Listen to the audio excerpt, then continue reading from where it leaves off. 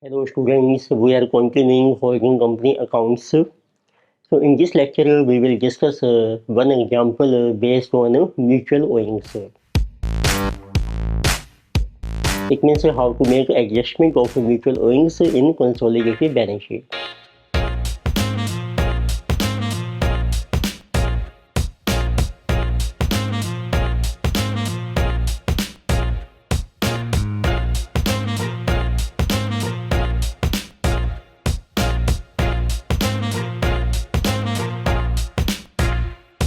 So let us say example number 11.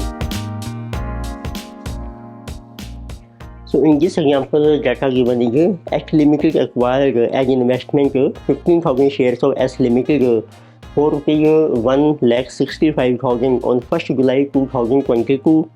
The balance sheet of the two companies on 31st March 2023 are as follows. It means आपको mention किया है current year है आपका 22 to 23 H ने shares acquire किए हैं S company के 1 जुलाई और ईयर एंड है आपका 23। अब आपको बैलेंस शीट में इंफॉर्मेशन दी है equity and liability share capital दिया है आपको एच और एस का of rupees 10 general reserve P और नॉन करंट लायबिलिटीज़ में 12% के बैंकर्स हैं, करंट लायबिलिटीज़ हैं एंड एसेट्स में नॉन करंट एसेट्स हैं आपकी इन्वेस्टमेंट दे रखी हैं आपको, then current assets are also given. The following additional information is provided to you. General reserve appearing in balance sheet of S Limited has remained unchanged since 31st March 2022. It means इस साल के opening में जितना general reserve है S की balance sheet में वो हमारा सेम ही है as on 31st March 2023। It means इसमें कोई चेंज नहीं है। Profit earned by subsidiary company for the year ended 31st March 2023 amounted to 20,000। तो इस साल जो प्रॉफिट अर्न किया है एस लिमिटेड ने उसका अमाउंट भी हमें मेंशन किया है 20,000।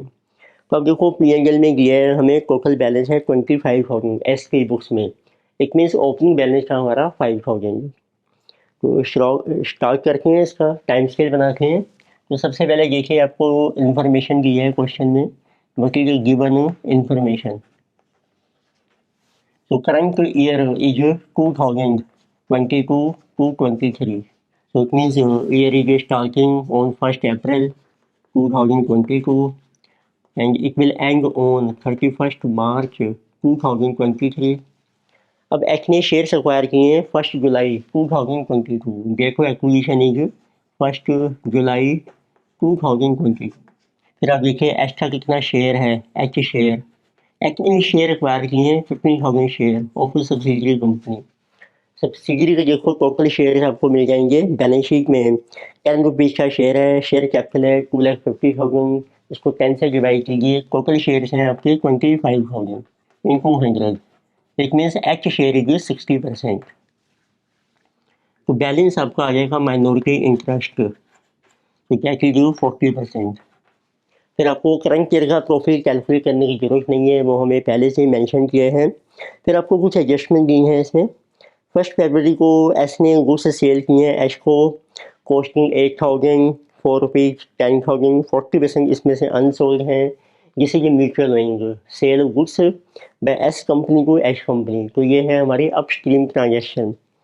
Creditors of H include 4,000 due to S Limited on account of these goods, but debtors of S Limited include 5,000 for this transaction. ये डेटर वर्सेस क्रेडिटर के एडजस्टमेंट हैं। Out of S limited acceptance S ने कुछ bills accept किए हैं 15,000 are go which have been accepted in favour of H. Out of these H limited has endorsed 6,000 of bills in favour of creditors, पर उसमें से 6,000 H ने आगे endorse कर दिए क्रेडिटर्स को and has discounted bills worth 4,000 from its bank, और कुछ बिल्स उसने डिस्काउंट करवा लिए हैं। On 1 January H has sold machinery costing 40,000 to S for रुपये 50,000। ये भी एसेट सेल किया एच ने, तो इट मीन जिसे आल्सो म्यूचुअल ओइंग, और इसके ऊपर डेप्रिसिएशन चार्ज हो रही है। फिर आपको मेंशन किया 1 March H limited has sold goods costing 10,000 to S for 8,000। H ने भी कुछ गुड्स से सेल किए, कॉस्टिंग 10,000 है पर सेल की हमने 8,000 जिसे एक लॉस। तो उसमें से 60% गुड्स जो हैं हमारी अनसोल्ड हैं। फिर एक आपको देखो बैलेंस शीट में मेंशन किए हैं, एच ने डिबेंचर इशू किए हैं और उसके कंपैरिजन में एस की बुक्स में इन्वेस्टमेंट अपेयर हो रही है इन debentures of H company, this is also mutual owing. और इस डिबेंचर के ऊपर देखो इंटरेस्ट भी अक्रूव हो गया है एच की बैलेंस शीट में, 12% डिबेंचर्स हैं, 12,000 इंटरेस्ट हमारा ड्यू है।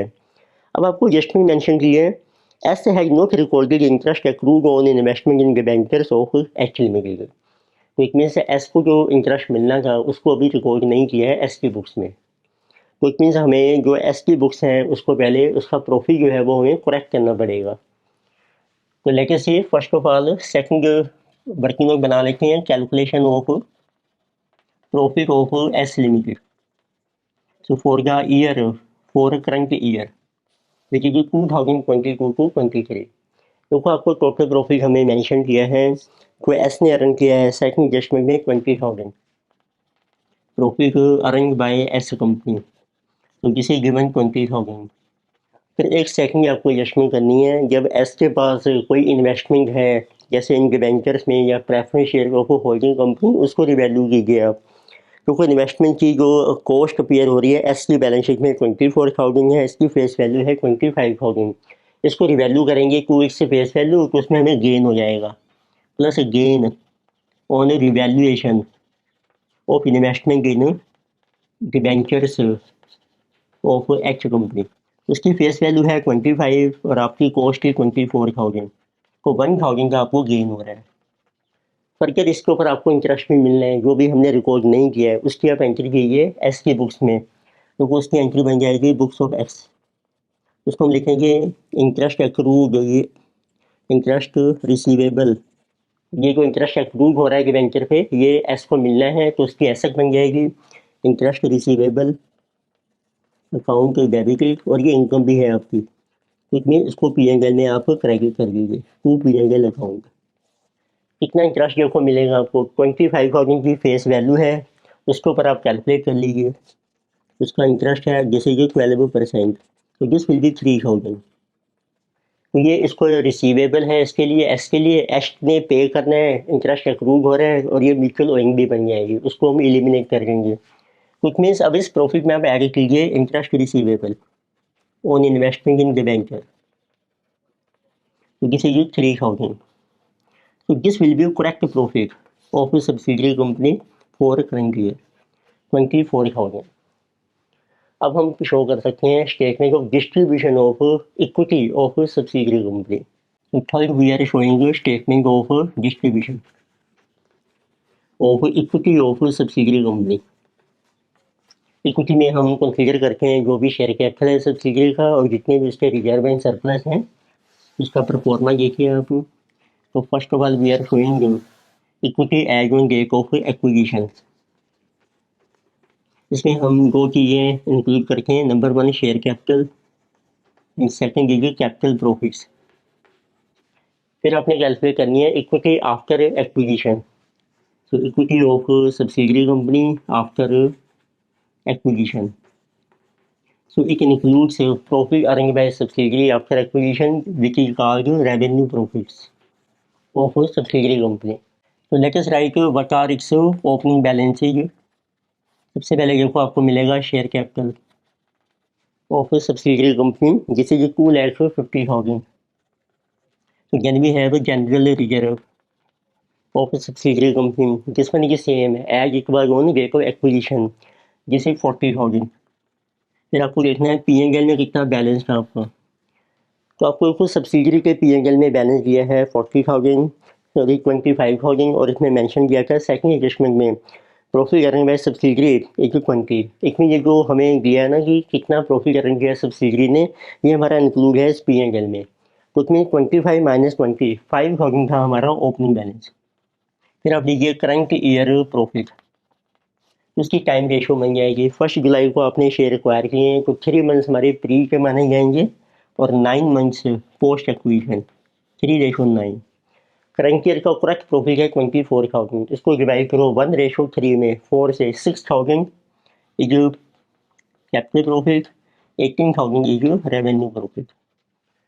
तो इसको एडजस्ट कर रखे हैं, तो इसके बेस पे लेटर सी वकील एच शेयर एंड वकील माइनॉरिटी इंटरेस्ट। तो total share capital 250 Total capital profits this is 51,000 and 18,000. Generated H share, तो एच का शेयर है 60%, minority interest this is 40%.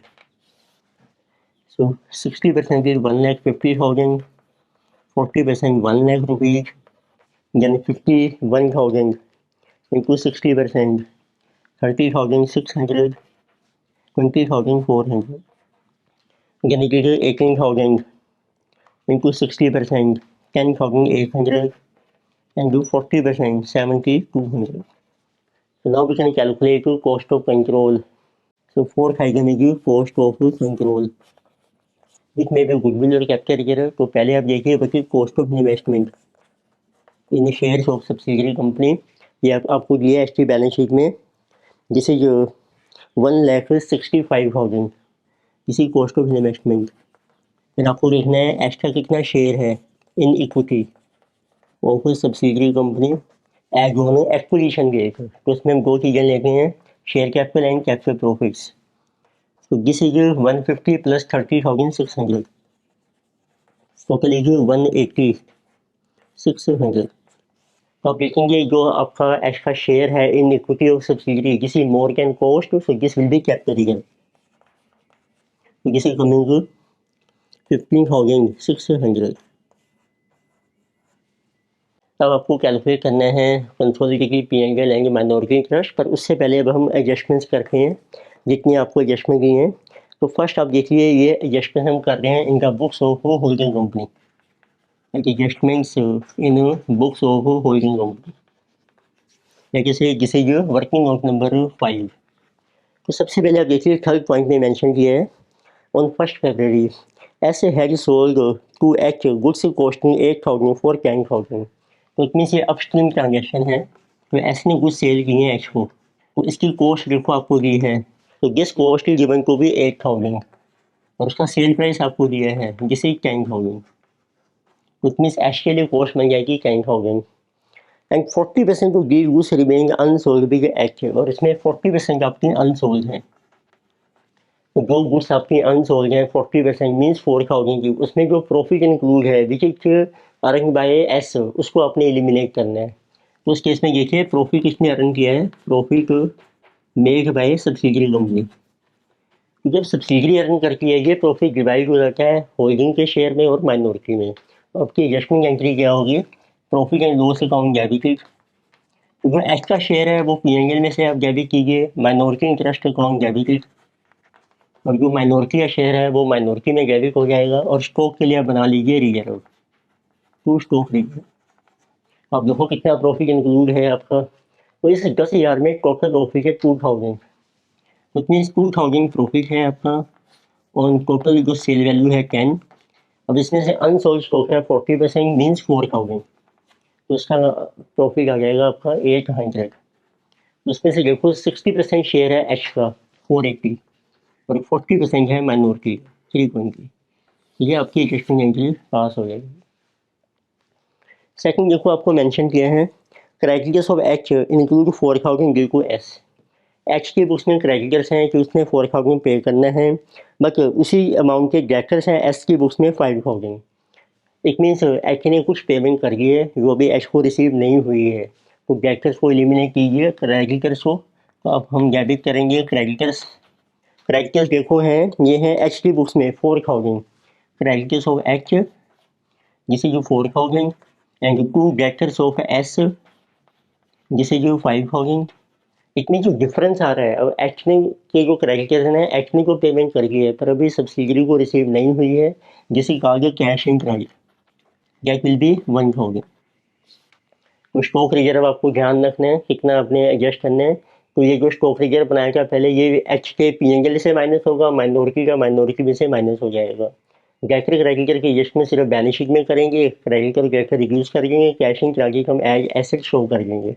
Next देखो आपको एडजस्टमेंट दी है out of S limited acceptances 15,000 are gold which have been accepted in favour of H.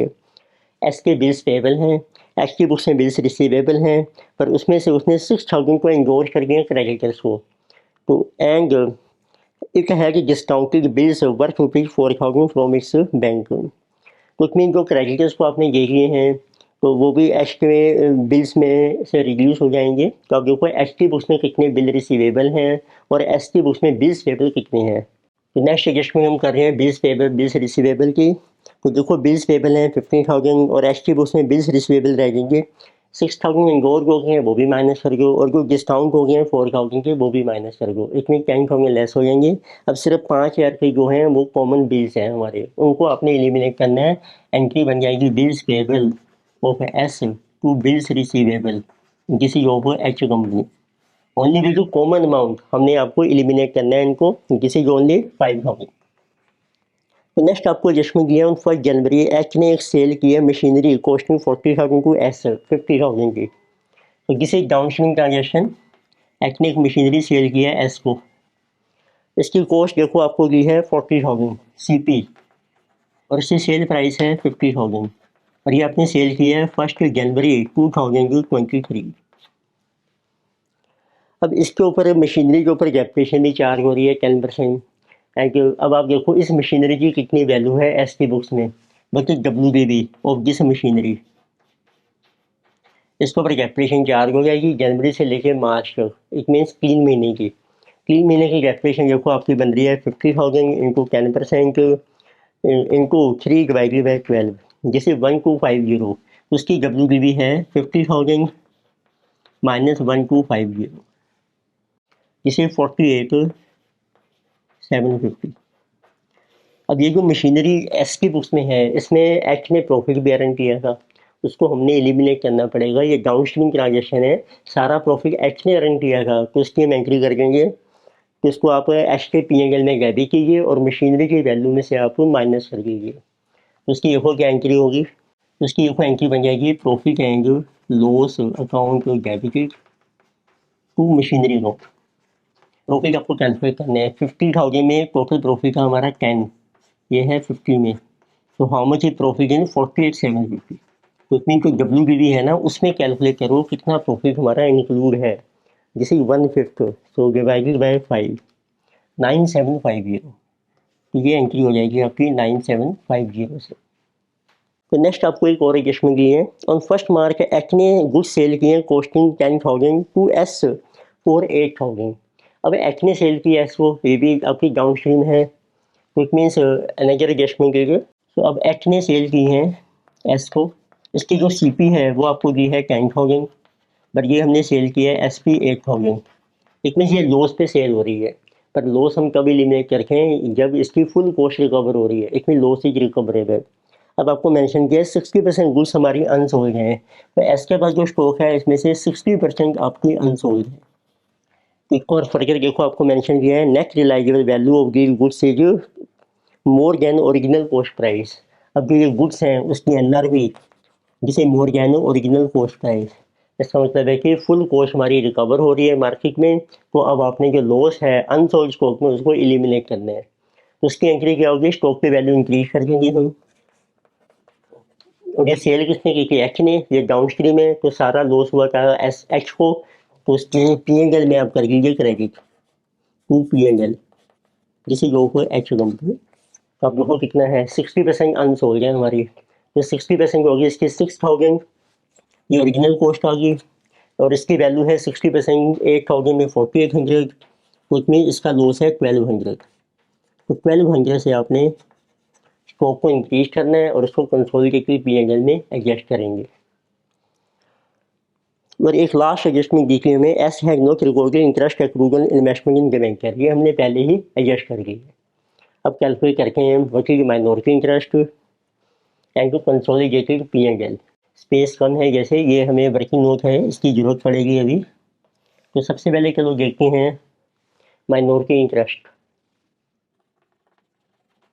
इसमें देखो आपको लेना है bucket share capital of minority 1 lakh और प्लस उसका कितना प्रॉफिट है कैपिटल प्रॉफिट में, शेयर कितना है कैपिटल प्रॉफिट में 20,400 plus share in revenue profits.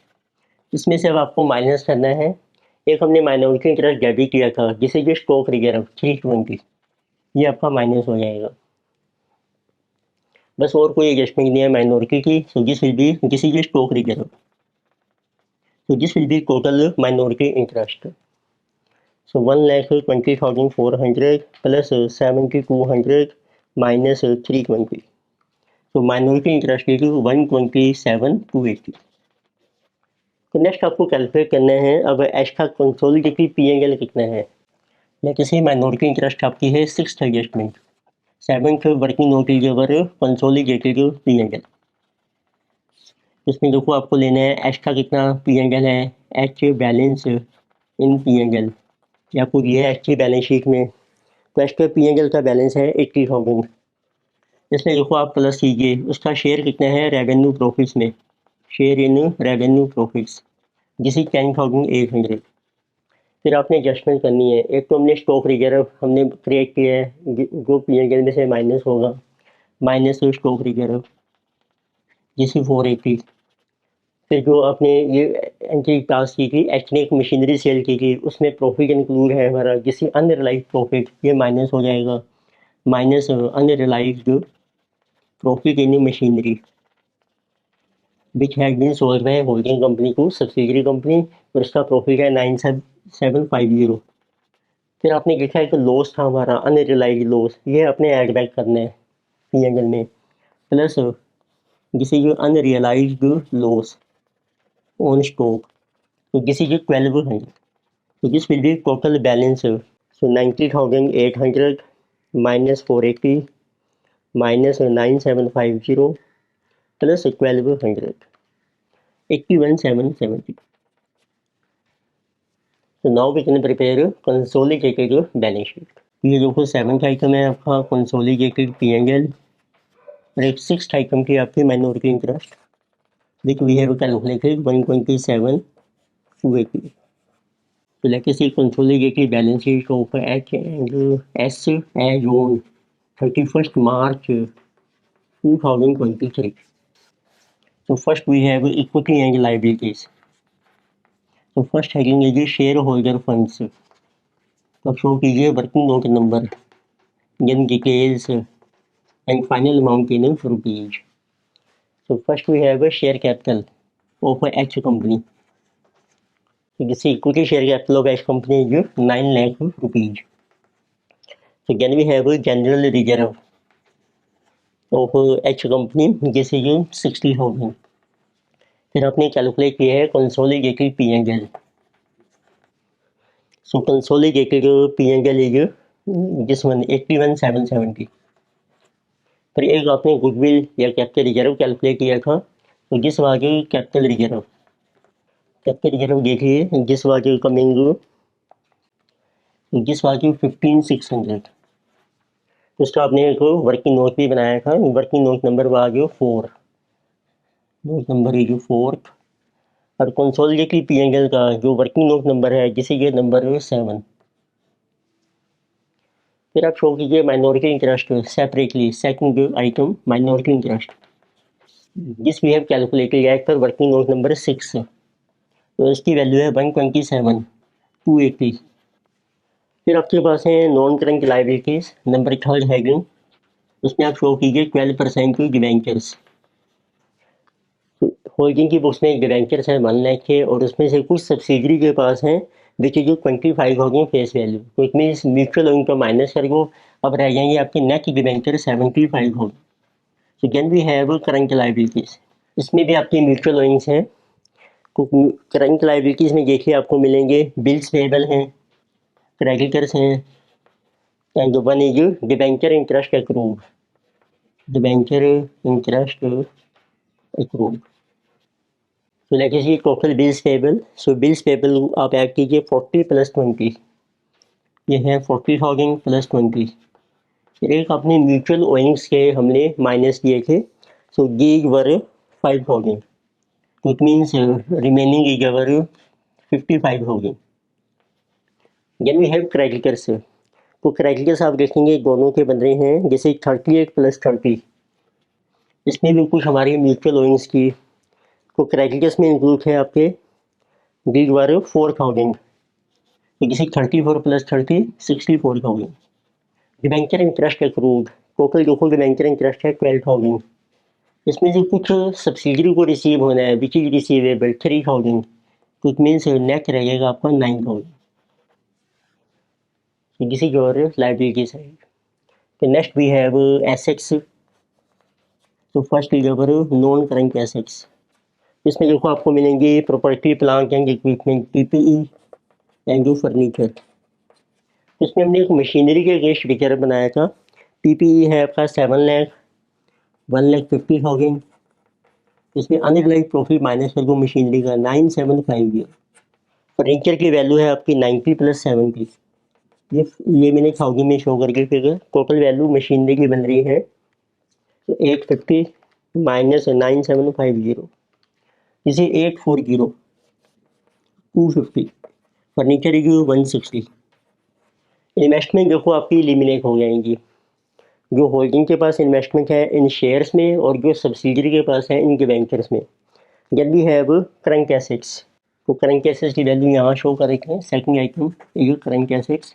तो first we have stock. Stock की देखो वैल्यू है आपके पास 1 लाख + 50,000.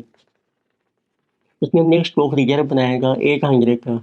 एक हमने अनरियलाइज्ड लॉस ऐड किया था स्टॉक में जिस वाली 1200.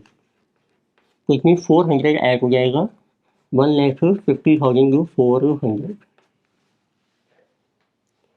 Then we have debtors. Debtors देखो आपको मेंशन किए हैं 60 + 35. तो फिर कुछ म्यूचुअल लोन के हमने माइनस किए थे. Debtors include 5,000 for this transaction. तो this will be 90,000. Bills receivable. तो दीज आर 25 + 20. इसमें हमारी म्यूचुअल लोन सी जो कॉमन बिल रिसीवेबल थे दे वर 5,000 ओनली. This is 40,000. फिर एक आपका कैश इन ट्रांजिट है वो आप सेपरेट शो कर सकते हैं या कैश में मर्ज कर सकते हैं. कैश का बैलेंस है देखो 90 + 16 और एक था 1,000 हमारा कैश इन. तो this is 107,000. Let us see total of liabilities and assets. Total liabilities है आपकी 9,60,000 + 81,770 + 15,600 + 127,280 + 75,000 + 55,000 + 64,000 + 9,000. This is coming 13,87,650. तो लेके से अगर एसेट साइड 840,250 यहीं पे शो कर रखे हैं. चलो पहले टोटल करंट एसेट्स. इसका देखो टोटल बन रहा है आपका करंट एसेट्स का 150,400 + 90,000 + 40,000 + 107,000. टोटल करंट एसेट्स हैं आपकी 3,87,400. यानी देखिए total of assets + 160 + 840,250. This is 13,87,650. So this is our total of balance sheet. So this was a nice question. There were so many adjustments of mutual owings. तो आप इसको ध्यान से समझ सकते हैं. इस लेक्चर में मेनली हमने डिस्कस किया one example based on mutual owings. Further topics हम कंटिन्यू करेंगे नेक्स्ट लेक्चर में. वीडियो आपको अच्छी लगती है तो आप लाइक कीजिए, सब्सक्राइब कीजिए, you can recommend to your friends. Thank you.